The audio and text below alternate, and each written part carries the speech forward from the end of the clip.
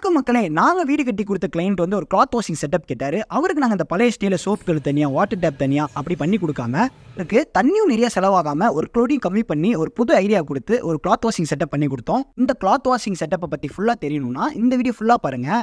நாங்கள் என்ன பண்ணியிருக்கோம்னு பார்த்தீங்கன்னா, ஒரு தெளிவான மேஸ்திரி வச்சு அழகாக ஒரு பிரிக் ஒர்க் பண்ணி அதுக்கு மேலே சோப்புகளில் நல்லா ஈஸியாக துணி துவைக்கிற மாதிரி வச்சுருக்கோம். இந்த சோப்புகள்லையுமே தண்ணி ஈஸியாக ட்ரெயின் ஆகிறதுக்கு நல்லா சாய்வாக வச்சுருக்கோம்.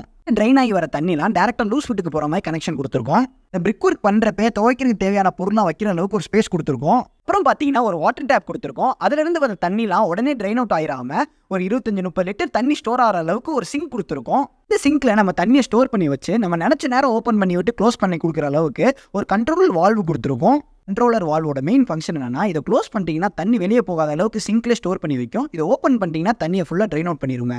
இப்படி இந்த சிங்க்ல தண்ணி ஸ்டோர் பண்ணி வைக்கிறதுனால உங்களுக்கு துணி துவைக்கிறப்ப துணிலாம் அலசறதுக்கு ரொம்ப ஈஸியாக இருக்கும். எல்லாமே ஒரு சங்கர் ஏரியாக்குள்ளே இருக்கனால